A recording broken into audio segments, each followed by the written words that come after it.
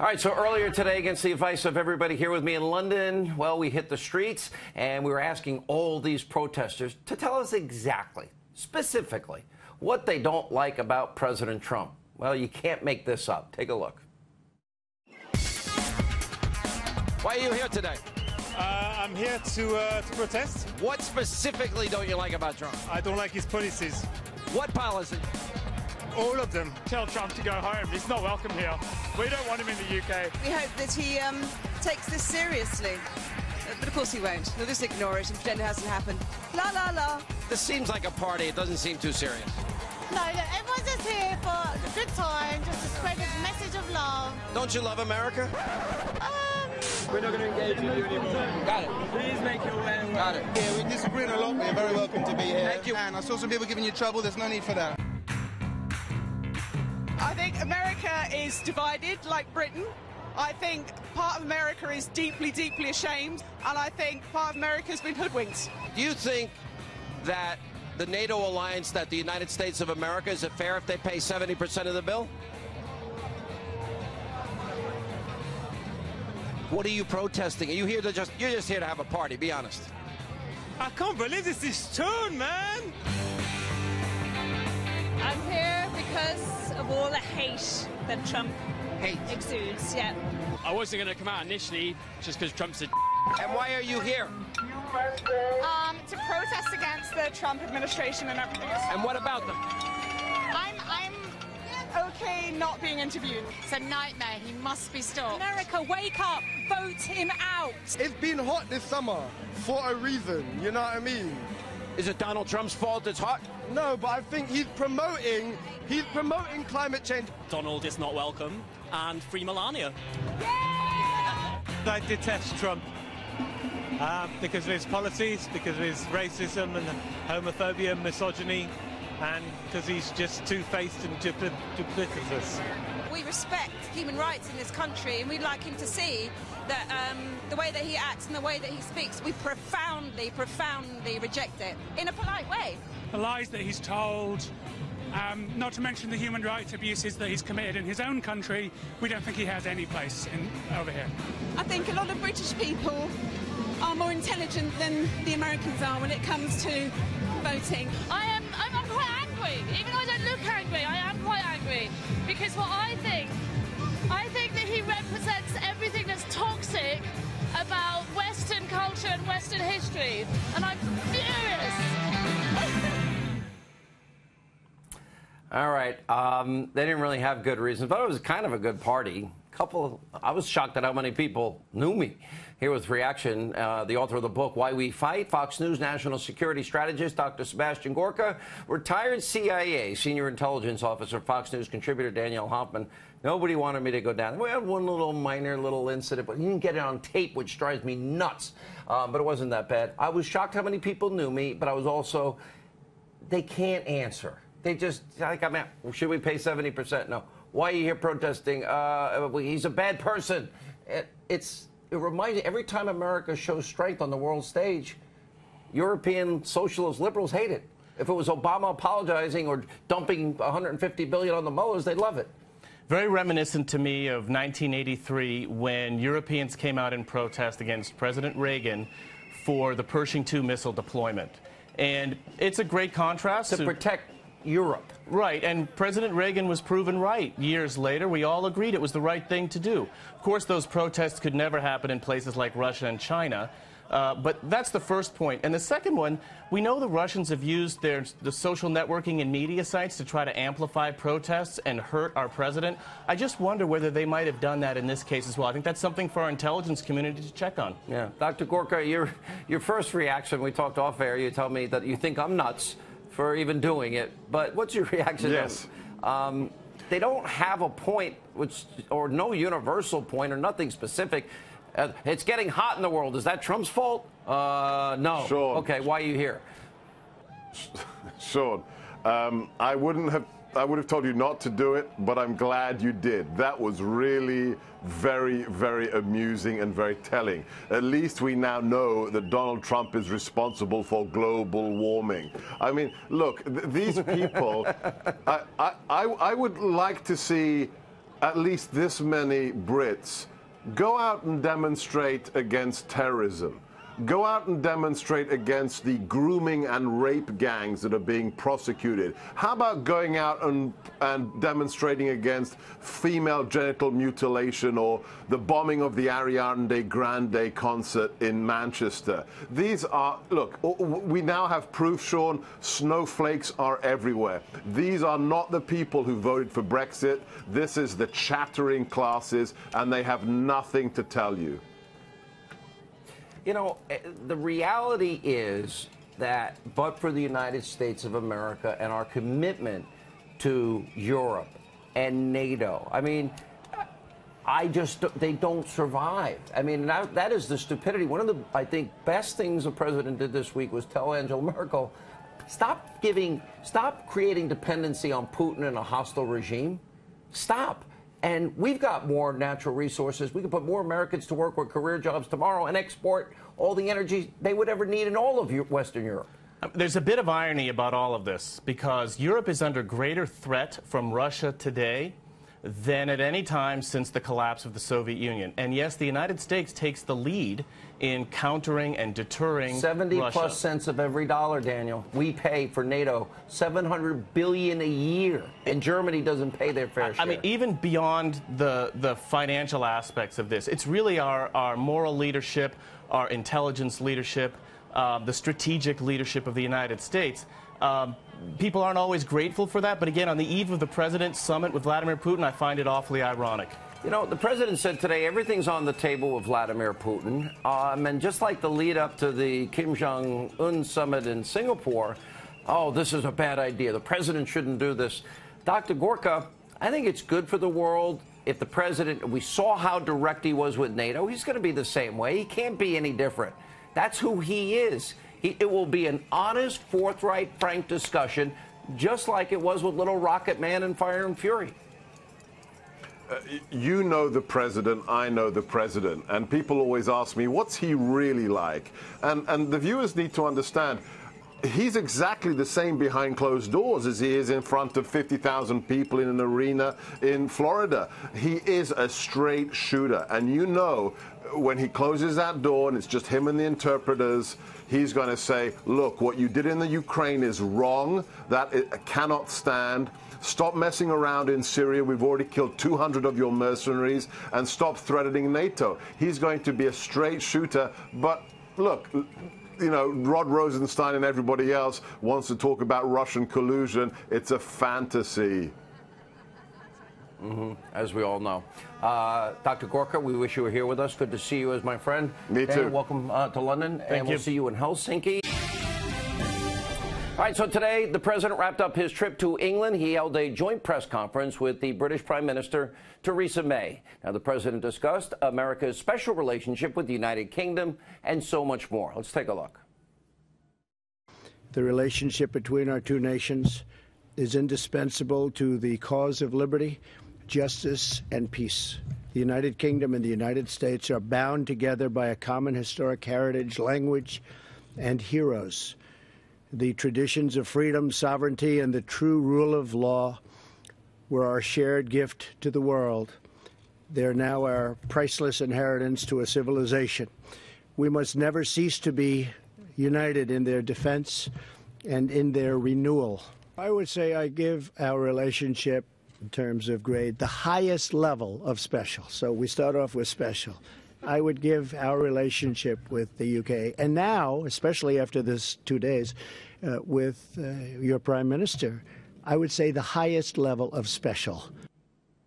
The president is now in Scotland, where he is scheduled to spend the weekend. And meanwhile, if you thought that the blind hatred for President Trump was kind of unique to the far left, coastal elites in the U.S., well, think again. Today, President Trump's visit right here to the U.K. was accompanied by waves and waves of angry protesters. By the way, as I predicted, whenever America shows strength, we see this, like with Ronald Reagan. And while President Trump was holding important meetings with the Prime Minister, thousands took to the streets yelling and chanting and holding up their signs and marching around and complaining about pretty much everything from capitalism to everything Trump. But in order to get a more accurate picture of these protests, I actually went down to the protests right in the middle of it interviewed, well, some of these Trump-hating Europeans face to face. Take a look. Why are you here today? Just to protest like everyone else. Just here to protest Trump. I think he's a horrible person and doesn't deserve to come to our country at all. Racist, sexist, misogynistic pig. What is that? That's Trump. Now, why don't you like the president of the United States? I think he's full of basically. That's it. The big racist, sexist pig. The Trump administration, it's quite scary. It is very, very scary. Says resist. What are you resisting? Fascism. And who's a fascist? You, actually. I'm a fascist. By the way, I was shocked at how many people knew me, and predictably, as you see, there was a lot of anger. Not a lot of serious answers from London's liberal socialist freeloaders. They're living in a fantasy land. Now, stay tuned. We have the full highlights of my time in the middle of this anti-Trump protest. That's coming up later in the show. But first, we have new developments from Robert Mueller's witch hunt earlier today. The Deputy Attorney General, Rod Rosenstein, he announced the indictments of 12 Russians who were accused of hacking into former Clinton campaign chair John Podesta's emails and then leaking them on the Internet. By the way, the 12 Russians charged are all GRU agents. That's the Russian version of the CIA. By the way, they'll never come here for trial. So it's interesting, and we've got to ask questions about that. And no Americans, Rod Rosenstein said, are suspected now of playing any role in these election crimes. Let me repeat. He said no Americans were involved. None. Now, despite this, there you go over to Fake News Conspiracy TV, MSNBC, and there's Andrea Mitchell thinking this actually proves a nexus between Trump and Russia 2 years in, and they're still believing their own lies. Watch this example of fake news. I just want to clarify, it was exactly a month later, July 27th, when the president said what he said about Russia, if you're listening, and they already were doing their phishing operations, but clearly there was a nexus between what was happening that summer and the comments of the president. Meanwhile, her colleague, he's no Tim Russert, Chucky Todd, he's urging President Trump to cancel all talks with Vladimir Putin. Take a look. It's stunning to me that there isn't a larger chorus here to at least postpone it, right? Why would you, if you recall, President Trump canceled the North Korean summit for a day, technically, based on what he thought was, you know, nasty words that were said about Vice President Pence. So he threatened to cancel a summit, essentially, for much less than, obviously, the indictment of Vladimir Putin, who clearly now, at least if you believe the United States Justice Department, they have confirmed that Vladimir Putin has lied to the president to his face. And while the left predictably is freaking out and hyping up these indictments, they seem to be conveniently forgetting about the time not so long ago when they couldn't have cared less about election hacking. Now, remember when Trump raised concerns about rigging the election in 2016? Remember then President Obama, October 2016, he just laughed it all off, told Trump, stop whining.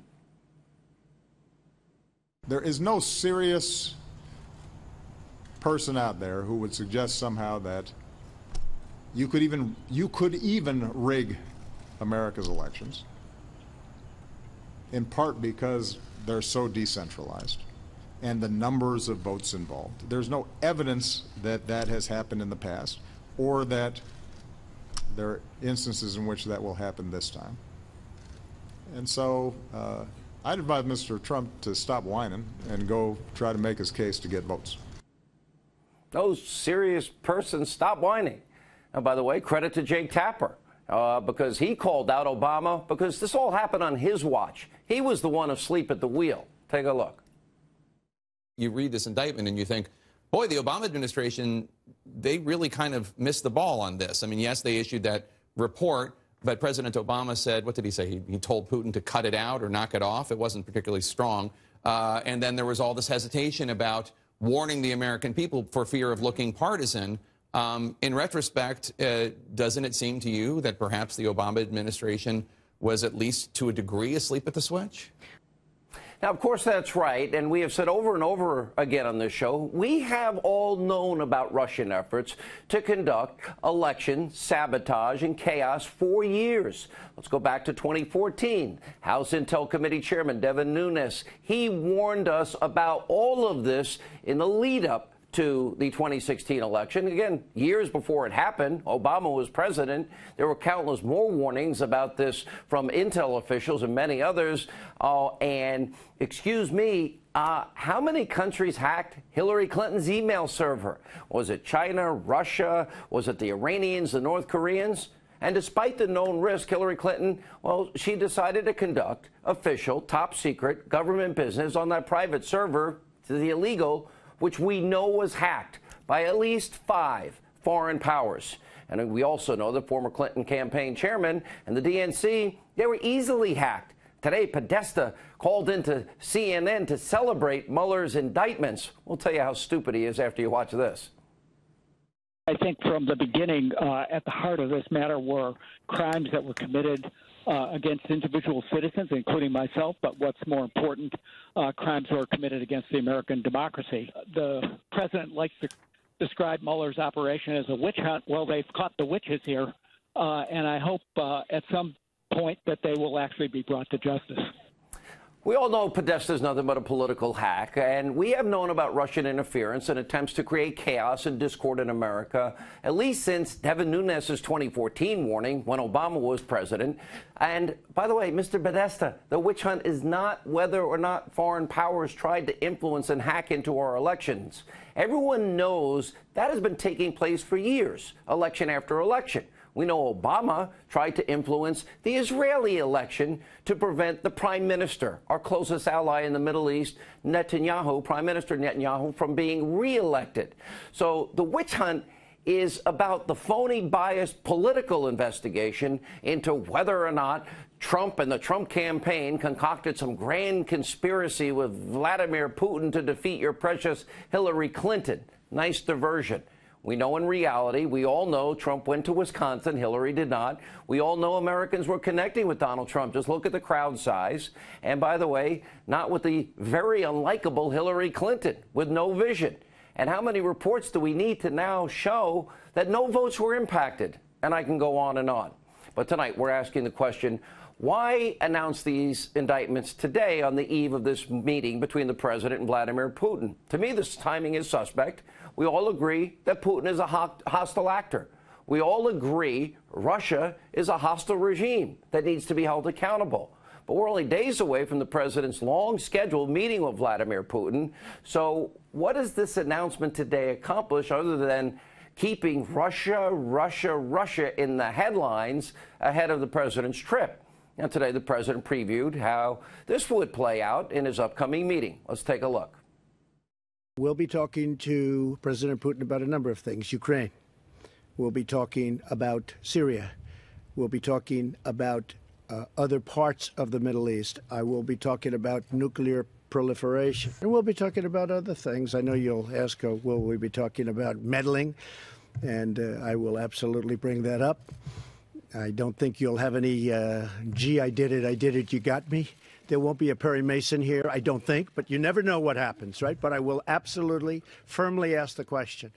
And hopefully we'll have a very good relationship with Russia. So the president will be talking about it, and on Monday the show will be broadcasting from Helsinki. We'll bring you all the details from that very important meeting. Now, let's turn our attention back to the deep state. After first defying a subpoena, Trump-hating FBI lawyer Lisa Page finally did appear before a closed-door hearing on Capitol Hill today. Now, this comes after her Trump-hating former colleague and boyfriend Peter Strzok testified during an explosive public hearing in the House yesterday. Last night, we showed you the countless instances where the corrupt, biased FBI investigator played verbal gymnastics, flat-out lied during what was contentious questioning. And as you might imagine, your friends in the left wing destroyed Trump. Mainstream media were cheering him on every step of the way. Remember, this is a disgraced high-ranking government employee who said he can smell Trump supporters at a Southern Virginia Walmart. Irredeemable deplorables. People that cling to their God, their guns, their Bibles, and their religion. That's, I guess, who we all are. Watch this. It was like really watching something out of the 50s, out of the McCarthy era, where you see someone brought up, ordered to answer questions he can't possibly answer. It was really an appalling piece of behavior from the leadership of that committee. Well, I'm personally glad that Peter Strzok had an opportunity to talk publicly about this, and so that the American people could see his professionalism, as well as what I think is his integrity. I think it's remarkable that Strzok has, that is actually the most robust defense of the FBI that we've heard from a sitting official. I think that really was remarkable. It was for show. It was for show. The whole thing was for show. We didn't learn a lot new. The whole thing was odious in a way. The Russian intention was to sow dissent here in the United States. From their perspective, mission accomplished. This is a day that arguably, in the minds of many, may have empowered Vladimir Putin. Folks, you have to view today's hearing in light of what's happened these last 36 hours. President Trump did trash NATO. He shrugged off Putin's meddling in our presidential election, and now his allies in Congress are holding what some say looks like a show trial that's intent on undermining the investigation into Putin's meddling. One thing is for sure, if Russia intended to sow discord in this country, mission accomplished. They should be ashamed of themselves, and I do believe if anybody watches this, they will understand why there will be this blue wave, because people are just fed up with these pathetic, sniveling little cowards. I was not just confused who the villain was. It was very clear who the hero was by the end of the 9 hours of pounding this guy. Mission accomplished under Obama. And look at what the president said to the German Chancellor, Merkel, this week, when he said, you ought not be that energy dependent on Russia. And by the way, we have plenty of natural resources and energy that we'd love to export to Germany, because that dependence undermines even the mission of NATO.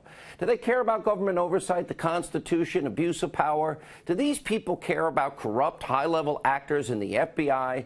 The answer is pretty obvious. The destroyed Trump media's hatred for the president and his smelly supporters, it obviously supersedes all integrity. Journalism is dead. There's no longer a pursuit of truth.